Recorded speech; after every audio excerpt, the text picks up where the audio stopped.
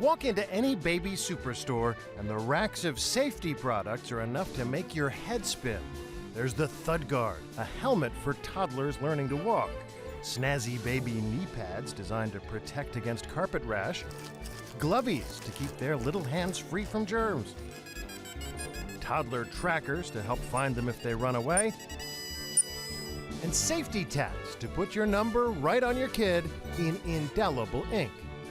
If you really want to safety-proof your baby, there's no end to the number of products you can buy. We've just got a small assortment on little Philomena here. A baby helmet, some walking wings, the Glovies, of course, some snazzy baby knee pads, something called a kinder cord, kind of a leash. And now, we're ready to play. Child safety is a $750 million industry and growing. But how much of this stuff do you actually need? I think it's tough sometimes for parents to decide whether to use a product or not. Some products, like car seats and bike helmets, are statistically proven to reduce the risk of serious injury, but others seem more like optional accessories. There are devices out there that may have marginal benefit and may, in some cases, be helping the peace of mind of the parent maybe more than actually providing a real safety benefit to the child. Happy birthday to you. Good job. Josephine Gerasi is the Long Island mom and inventor who came up with Glovies. As a mom, she's fastidious about keeping her kids clean. As an inventor, her eureka moment came the first time she took her 2-year-old into a public restroom. What I thought was going to be a very simple trip to the restroom turned into a nightmare. I did what every mom out there probably does. I lined the toilet seat, and my 2-year-old, as I was doing that, was touching the walls and touching everything around him. And then I put him on the seat, and his tiny little fingers was gripping the bottom of that toilet seat. And you thought? I was so stressed out. I said, oh my God, we got to get out of here as fast as we can. I love you. Now, whenever her kids are in what she considers to be an unsanitary environment, she encourages them to wear the Glovies. It just gives a little sense of relief for the parent that that's one less thing to worry about. And what happens when the kid inevitably puts his fingers in his mouth? You know what?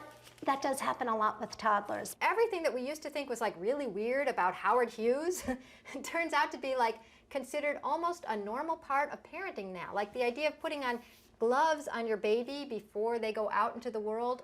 And I think most of us agree that you can probably eat in a restaurant and probably put your kid in a high chair and maybe even let your kid touch the swing without you being a terrible, irresponsible parent. Do your friends think you're crazy? That's Lenore Skenazy, a New York City mom at the other end of the spectrum. She objects to what she sees as the kid safety industrial complex, preying on parents' fears.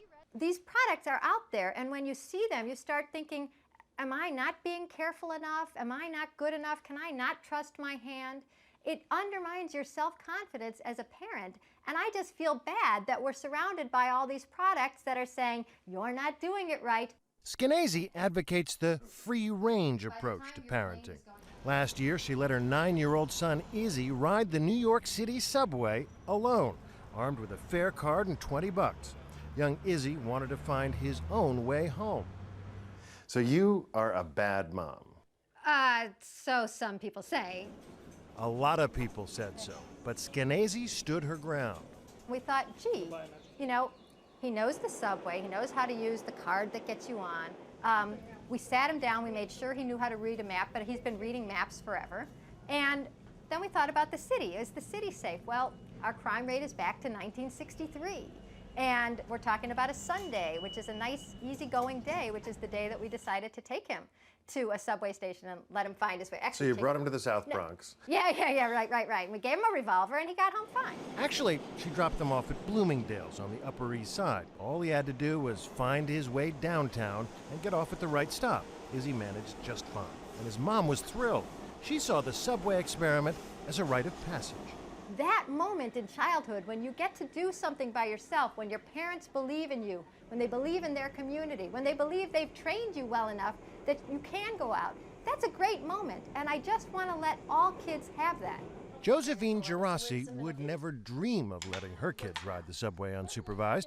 She insists we live in a more dangerous world than the one she grew up in. Was my mother as concerned about germs as I might be? I don't think so, but I just experienced my 5-year-old's nursery school being closed on Friday due to swine flu. As a parent myself, it seems to me that there's got to be a happy medium between keeping your kid relatively safe and obsessive compulsion. Absolutely. And I wonder, there are those who might think that the glovies fall a little bit on this side.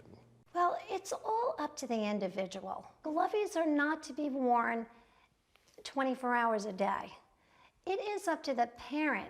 That's pretty much the line the manufacturers of all these products told us, that the choice is up to the individual parent, and there is plenty of room for disagreement. The answer is not to bubble wrap your children. We want to make sure that they are provided opportunities to challenge themselves, to take risks, and then to learn from that. What we do want to do is to provide a world, an environment where they can take those risks, but the consequences aren't severe. And that does not require bubble wrap.